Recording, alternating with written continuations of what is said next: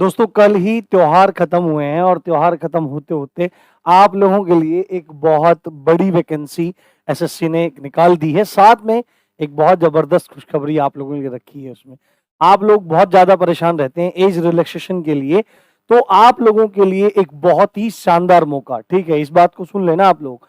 बहुत ही शानदार मौका, और हो सकता है आपके जीवन का इस टाइप का आखिरी मौका आपको देखने के लिए मिलेगा, क्योंकि एसएससी जीडी की वैकेंसी निकली है 24,300 कुछ पदों पर। अभी देखें कितने पद हैं टोटल, तो इतने पदों पर वैकेंसी निकली है और 3 साल का एज रिलैक्सेशन दिया गया है। यानी कि जनरल कैटेगरी का बच्चा 26 साल तक भर सकता है, आपका ओबीसी का बच्चा आपका कितना हो गया, मिला लीजिए वही 26 साल तक, 3 साल का रिलैक्सेशन रहता है, तो 26 3 29 तक भर सकता है। और आपका एससी और एसटी का बच्चा तो 23 और 5 कितना हो जाता है, पहले 23 और 5 28 हो जाता है, 31 साल तक फॉर्म भर सकता है। तो आप सोच के देखिए कि ऐसा मौका शायद आपको पहले देखने के लिए नहीं मिला होगा और अब भी देखने के लिए नहीं मिलेगा। अब इस भर्ती के बारे में सारी जानकारी डिटेल से देखते हैं। काफी सारे लोग इसके बारे में जानकारी देते तो हैं, परंतु उतना डिटेल में नहीं देते। एक एक छोटी छोटी चीज समझेंगे, एनसीसी के मार्क्स को समझेंगे, पूरी जानकारी, हाइट, चेस्ट वगैरह हर चीज देखेंगे। यदि चैनल पर नए आए हो तो चैनल को सब्सक्राइब करना मत भूलना। साथ में आप लोगों के लिए हिंदी और जीएस का कंटेंट भी राम जी की पाठशाला प्रोवाइड कराएगा, तो आप उसको भी देखते रहिएगा, आपको बहुत लाभ इसमें होने वाला है। साथ में और भी चीजें राम जी की पाठशाला के द्वारा आपको बताई जाएंगी। ये देखिए आप यहाँ पर सबसे पहले ये नोटिफिकेशन कल आपका डाला गया था, लेट नाइट डाला गया था, ठीक है। अब इतना तो हमको पता ही था कि भाई फॉर्म जो है वो निकलने वाले हैं और आपका नोटिफिकेशन आ गया है, ठीक है। ये नोटिफिकेशन आपका आ गया है, आप में से बहुत सारे लोगों को जानकारी मिल भी गई होगी।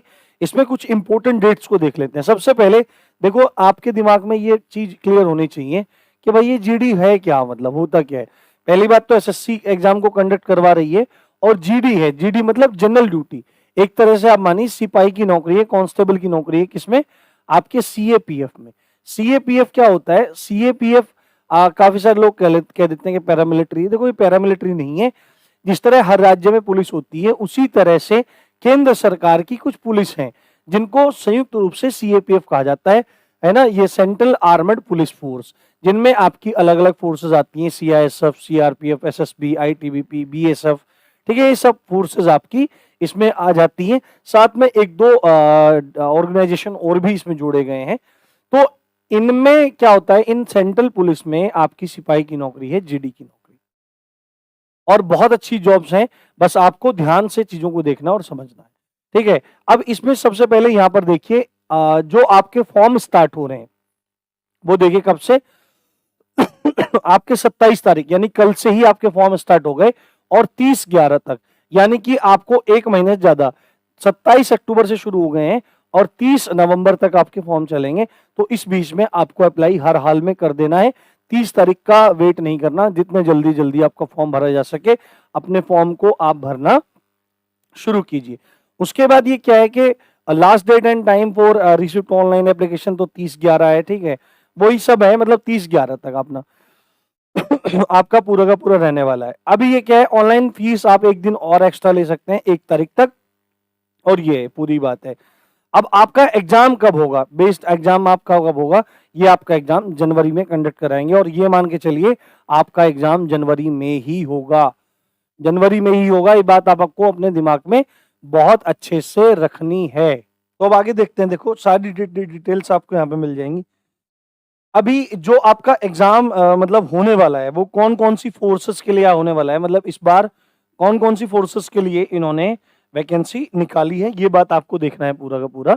यहाँ पे देखिए आप जो आपकी वैकेंसी निकली है वो किसके लिए है, आपकी बीएसएफ के लिए है, बॉर्डर सिक्योरिटी फोर्स के लिए, central industrial security force CISF के लिए है, central reserve police force CRPF के लिए है, ITBP Indo Tibetan border police force ITBPF के लिए, सशस्त्र सीमा बल के लिए एसएसबी, और SSF central secretariat security force है ना, इनके लिए एन असम राइफल्स, और सिपोई इन एनसीबी नारकोटिक्स कंट्रोल ब्यूरो।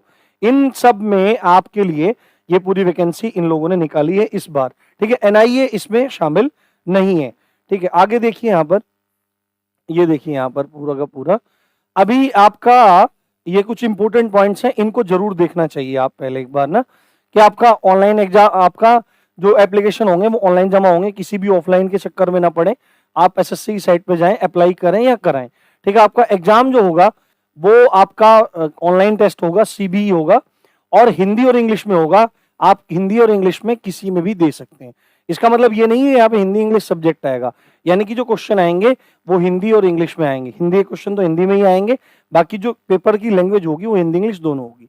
फिर एग्जाम के बाद आपका क्या करवाया जाएगा, एग्जाम के बाद आपका दौड़ भाग करवाई जाएगी, पीईटी करवाया जाएगा, आपका मेजरमेंट होगा, चेस्ट हाइट वगैरह होगा, उसके बाद आपका मेडिकल होगा, देन अगर आपको जरूरत है तो री मेडिकल एग्जाम होगा, और उसके बाद मतलब, और ये सब चीजें कौन कराएगा, ये सब चीजें कराएगा आपका सीएपीएफ, यानी कि वो फोर्सेस ही कराएंगी जो जिनमें ये भर्तियां होनी है। वो कहीं भी सेंटर पढ़ सकते हैं। एग्जाम आपका एसएससी कंडक्ट कराएगा, एसएससी भी टीसीएस के थ्रू ही ये सब चीजें करवाता है। तो ये सारी की सारी बातें इसमें पूरी की पूरी लिखी हुई हैं। अभी हम और चीजें देखते हैं अच्छे से, जो जो सारी चीजें इंपॉर्टेंट है। ये देखिए यहाँ पर आप, ये वाला पॉइंट, ये वाला पॉइंट देखिए आप इसमें। ये पॉइंट क्या कहता है यहाँ पे कि collection of required eligibility certificates documents from the candidate and their verification will be carried out. मतलब ये है कि आपका डॉक्यूमेंट वेरिफिकेशन भी सीएपीएफ ही करेगा। ठीक है, अब यहाँ पे बात समझ लीजिए आप, जो आपकी एसएसएफ की और एनसीबी की भर्ती होगी, ठीक है, इसमें जो पदों, इसमें क्या होता है, अब सेंटर की वैकेंसी निकली है पूरी, पर इसमें जो भर्तियां होंगी वो पूरी की पूरी सेंटर बेस नहीं होंगी, ऑल ओवर इंडिया बेस पर मेरिट नहीं बनती है सारी भर्तियों की।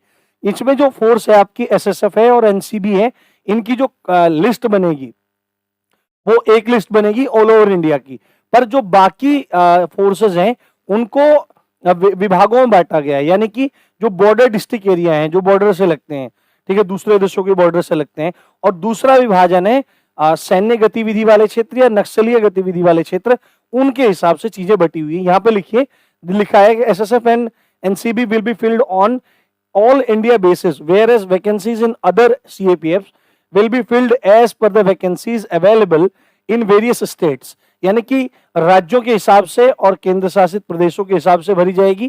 ठीक है, in addition vacancies are earmarked for the border guarding areas district, है ना, के मतलब जो बॉर्डर डिस्ट्रिक्ट हैं उनके हिसाब से भरी जाएंगी, और मिलिट्री और नक्सल अफेक्टेड डिस्ट्रिक्ट, नक्सली जिलों के हिसाब से चीजें भरी जाएंगी। तो ये इनमें वैकेंसी होती है, वो सब बाद में किसी दिन समझा देंगे, ये आपको पूरा का पूरा देखना है।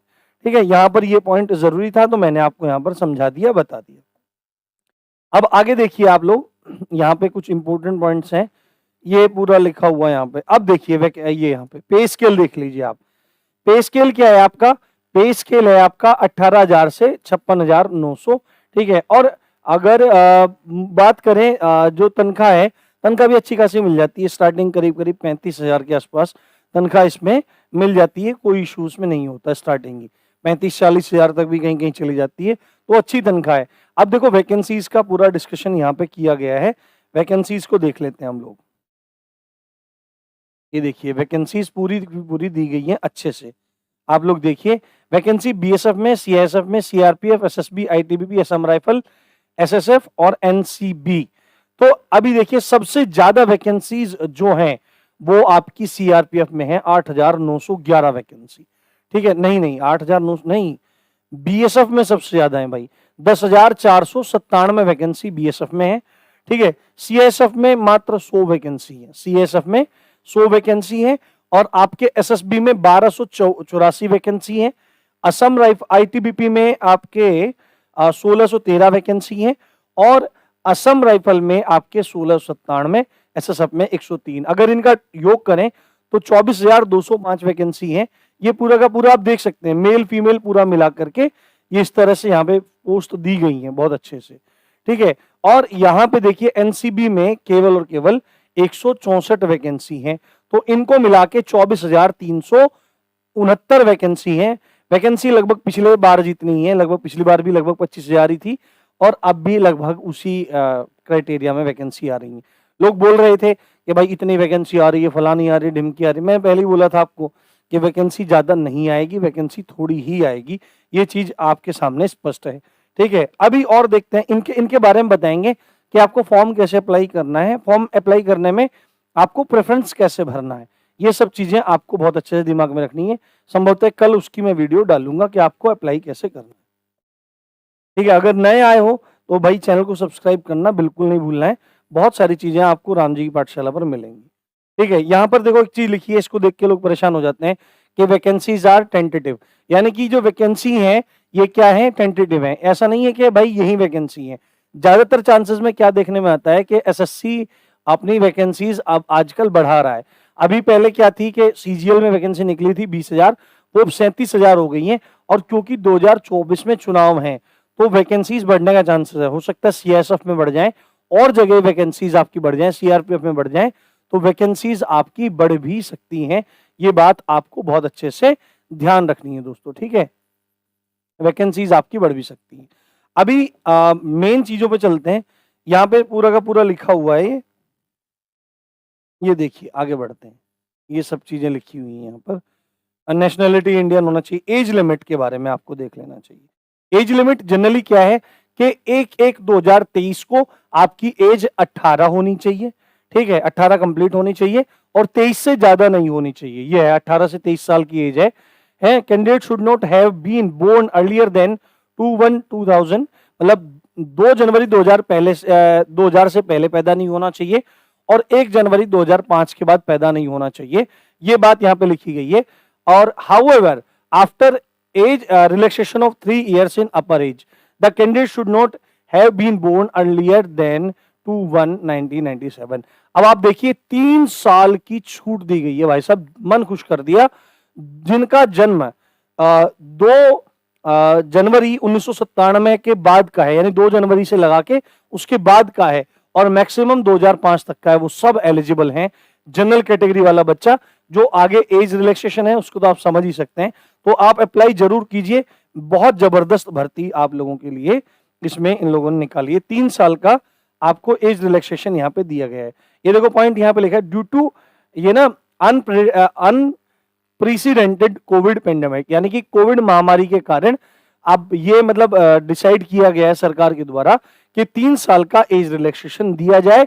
और ये वन शॉट रिलैक्सेशन है, ऐसा नहीं है कि हर बार वैकेंसी में मिलेगा। ये कोविड की वजह से आपको दिया गया है। ये बहुत अच्छा काम गवर्नमेंट ने किया है। अब एज रिलैक्सेशन जनरली कितना मिलता है वो देख लीजिए आप। जनरली SC ST को 5 साल का मिलता है और 5 और 3 8 हो गया अब, है ना। अभी कितना हो गया, 5 और 3 आपका 8 साल का हो गया, यानी कि 23 और 8 जोड़ लीजिए आप। 23 और 8 कितना हो जाता है वो आप देख लीजिए, ये हो गया। ओबीसी में क्या है, 3 साल का मिलता है, 3 और 3 कितना हो गया, 6 हो गया आपका। एक्स सर्विसमैन में 3 मिलता है, 3 और 3 6 हो गया आपका। और ये 1994 में ये जो दंगे हुए थे इसमें 5 साल का रिलैक्सेशन मिलता है, तो 3 और जोड़ लीजिए, इनको भी 8 साल का रिलैक्सेशन अब गवर्नमेंट की तरफ से मिल गया है। तो आपको अप्लाई जरूर जरूर करना है, बिल्कुल भी पीछे नहीं हटना है इसमें। ठीक है, सुनहरा मौका, ये पूरा का पूरा लिखा हुआ है यहाँ पे। ठीक है, अब आगे देखते हैं, ये एक्सप्लेनेशन वगैरह पूरा है। अभी सीधे चलते हैं। पैटर्न में भी चेंज किया है इन लोगों ने इस बार, पैटर्न में भी चेंज किया है। सर्टिफिकेशन सर्टिफिकेट ये पूरा लिखा है। आप एक बार नोटिफिकेशन खुद भी देखा कीजिए, उनसे बहुत सारी चीजें आपको क्लियर हो जाएंगी। ये देखो एजुकेशनल क्वालिफिकेशन है ना, आपकी शैक्षिक अर्हता जो है वो आपकी क्या होनी चाहिए, सीधे लिखा है भाई 10वीं पास होना चाहिए किसी भी बोर्ड से, किसी भी मान्यता प्राप्त तो यूनिवर्सिटी से। ठीक है, ये चीज आपको बहुत अच्छे से ध्यान रखनी है कि भाई कक्षा 10 आपकी उत्तीर्ण होनी चाहिए। अब देखो यहाँ पे, अगर आपने एनसीसी की हुई है तो आपको उसका सर्टिफिकेट जरूर लगाना है। और एक चीज इसमें लिखी गई है कि यदि आपके पास एनसीसी का सी सर्टिफिकेट है तो 5% of maximum marks of the examination, यानी कि 80 आपका है, 80 नंबर का आपका पेपर है। आगे पैटर्न चेंज हुआ है तो कितना हो जाएगा आप ये नोट कर सकते हैं, 5 8 कितना हो जाएगा, ये आपका 40 हो गया, 5 8 40 हो गया। तो आपको 4 नंबर दिए जाएंगे, कितने, 4 नंबर आपको इसमें दिए जाएंगे, है ना। 3 नंबर इसके दिए जाएंगे, ये हो जाएगा 3 8 24 2.4। और यहाँ पे देख लीजिए टोटल जो मैक्सिमम मार्क्स हैं उनके 5% सी सर्टिफिकेट पे, बी पे 3% और ए पे 2% दिए जाएंगे। ये बहुत मायने रखता है। मान लीजिए 4 नंबर मिल रहे हैं तो 4 नंबर से अगर नॉन सेलेक्टेड हो तो सेलेक्ट हो सकते हो, सेलेक्ट हो तो अच्छी फोर्सेस में जा सकते हो। तो ये मौके आपको बिल्कुल भी खोने नहीं है। ठीक है, अच्छे से इन चीज को प्रयोग आपको करना है। ठीक है, और एनसीसी के मतलब नंबर का फायदा जब ही मिलेगा जब आप उसके लिए टिक करेंगे कि हाँ मेरे को मार्क्स चाहिए, तो तभी आपको उसके मार्क्स मिलेंगे। हाउ टू अप्लाई वगैरह है, ये देख सकते हैं आप। फीस का देख सकते हैं, फीस 100 रुपए आपको जमा करने हैं, ठीक, कितना 100 रुपए आपको जमा करने हैं, और 100 रुपए जमा करके आप अपने फॉर्म को अप्लाई कर सकते हैं। कोई भी दिक्कत इसमें आपको नहीं होने वाली है दोस्तों, ठीक है, बात समझ में आई? ओके, ये देखिए, ये सेंटर है, सेंटर आप कहीं भी ले सकते हैं जहां आपकी मर्जी है, जहां से भी आप बिलोंग करते हैं, ठीक है। अभी आगे देखिए, ये देखिए दोस्तों, अब इंपॉर्टेंट चीज, अब आगे आपका पैटर्न जो इंपॉर्टेंट है वो आपका पैटर्न है यहाँ पर, ठीक है। ये आपका पैटर्न है पूरा का पूरा। पिछली बार संभवतः 100 प्रश्न आते थे, इस बार आपका ऑनलाइन एग्जाम होगा, कंप्यूटर बेस्ड टेस्ट होगा, 80 क्वेश्चन आएंगे, और हर क्वेश्चन आपका 2 नंबर का होगा। हर क्वेश्चन क्या होगा आपका, 2 नंबर का आपका इसमें होने वाला है, 2 नंबर का आपका इसमें होने वाला है। सॉरी, वो पीछे जो मैं वो बता रहा था आपको एनसीसी वाला, वो 80 क्वेश्चन है, 160 मार्क्स है, तो 160 के हिसाब से आप लगा लीजिए, 160 के हिसाब से आप लगा लीजिए 5% वाला, तो उसके हिसाब से आप लगा के मार्क्स को निर्धारित कर सकते हैं। तो ये देख सकते हैं, तो मार्क्स यहाँ पर कितने हैं ये देख लीजिए। 4 सेक्शन है, 4 सेक्शन, पहला सेक्शन आपका रीजनिंग आएगा, दूसरे में आपका जीके आएगा, तीसरे में आपका आएगा एलिमेंट्री मैथ, है ना, कि मैथ आपका आएगा, तीसरे में मैथ है, और चौथे में हिंदी या इंग्लिश में से आप कोई भी चूज कर सकते हैं। अगर आप हिंदी भाषी क्षेत्र के हैं तो आप हिंदी चूज कीजिए, क्योंकि हिंदी में अंग्रेजी की अपेक्षा में आप अधिक अंक ला सकते हैं, और हिंदी मैं आपको करवाऊंगा, इसकी चिंता आपको बिल्कुल भी नहीं करनी है। साथ में आपको जीएस राम जी पाठशाला पर करवाई जाएगी। मैं वीडियोस अपलोड कर दूंगा। देखो, कोर्स की तरह से तो मैं नहीं पढ़ा सकता हूँ, पर मैं मोस्ट इंपोर्टेंट टॉपिक के वीडियोस आप लोगों के लिए अपलोड कर दूंगा। तो रीजनिंग के आपके 20 क्वेश्चन आएंगे, 2 नंबर का एक है 40 नंबर, ठीक है। जीएस के 20 क्वेश्चन आएंगे 40 नंबर, मैथ के 20 क्वेश्चन आएंगे 40 नंबर, और हिंदी इंग्लिश के 20 क्वेश्चन आएंगे 40 नंबर के। 1 घंटे का टाइम मिलेगा एग्जाम के लिए, तो आपके 80 क्वेश्चन और 160 अंक के आपके हो जाएंगे। ये आपको बहुत अच्छे से ध्यान इसमें रखना है, ठीक है, ये चीज आपको बहुत अच्छे ध्यान रखना है। अब आपका नेगेटिव मार्किंग भी है। नेगेटिव मार्किंग क्या कह रहे हैं, नेगेटिव मार्किंग है 0.50 मार्क्स की, यानी कि आधे नंबर की नेगेटिव मार्किंग है। यदि आप एक क्वेश्चन गलत करते हो तो आपका आधा नंबर काट लिया जाएगा, यानी कि ये जो नेगेटिव मार्किंग है ये 1/4 की है ना भाई। 2 नंबर का 1/4 कितना हो जाएगा, 2 नंबर का 1/4 0.50 तो हो जाएगा, तो 1/4 की नेगेटिव मार्किंग है। एक क्वेश्चन गलत करोगे तो आधा नंबर आपका कट जाएगा। ये चीज आपको बहुत अच्छे से ध्यान रखनी है दोस्तों। बात समझ में आई?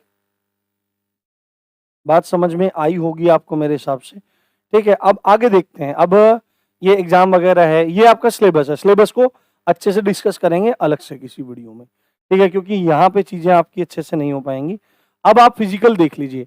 अब अगर आप मेडिकल पास ये रिटन पास कर लेते हैं तो आपका फिजिकल होगा।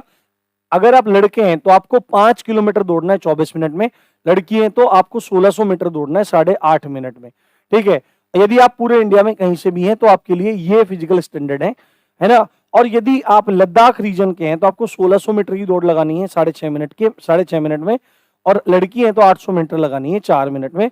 ये चीज आपको ध्यान रखनी है, ठीक है। अब देखो हाइट चेस्ट के बारे में देख लेते हैं थोड़ा, हाइट चेस्ट के बारे में देख लेते हैं।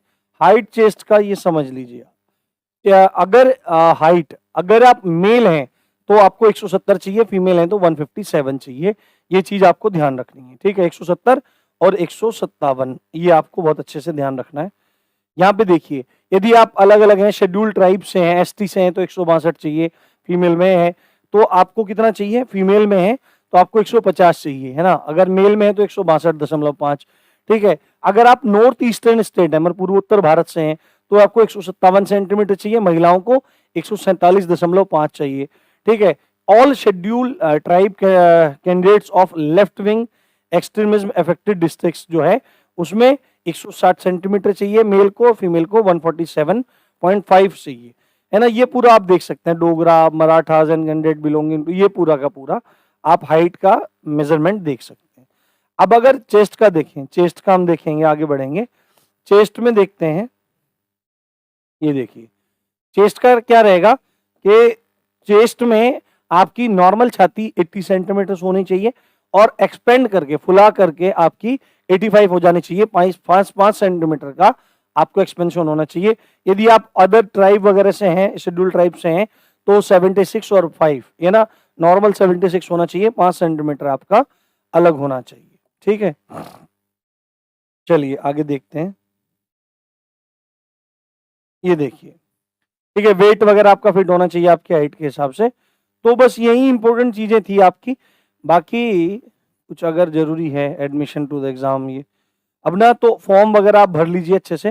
देखो ये आपके पोस्ट प्रेफरेंस हैं, पोस्ट प्रेफरेंस के बारे में मैं आपको बताऊंगा, आपको अप्लाई कैसे करना है ये भी आपको मैं समझाऊंगा, और इनके बारे में भी कुछ कुछ बताऊंगा। एक वीडियो इसके बारे में भी आपकी बना दूंगा मैं, कि देखो बीएसएफ अगर माना कि आपको कुछ भी करना है तो बीएसएफ का नंबर ए है, सीएसएफ का बी है, सीआरपीएफ का सी है, एसएसबी का डी है, आईटीबीपी का ई है, असम राइफल का एफ है, एसएसएफ का एच है, एनसीबी का जी है। तो इन्हीं हिसाब से आपको चीजें प्रेफरेंस अपनी भरनी है। प्रेफरेंस मैं आपको बताऊंगा आपके भी हिसाब से, तो आपको चीजें अच्छे से देखनी है, समझनी है। जो भी जॉब, इनके जॉब प्रोफाइल भी बताऊंगा, क्या नौकरी इनका काम होता है, क्या काम धंधा होता है, वो सब चीजें आपको मैं समझाने वाला हूँ। तो ये सब चीजें हैं आपकी, आपको फॉर्म जरूर से भरना है, बिल्कुल भरना है, बिल्कुल भी मौका छोड़ना नहीं है। ठीक है, यही सब बातें हैं, और तो कुछ विशेष इसमें नहीं है। तो इसी अच्छी बात के साथ आप देख रहे थे राम जी की पाठशाला। मैं हूं राम भारद्वाज। जय हिंद, जय भारत।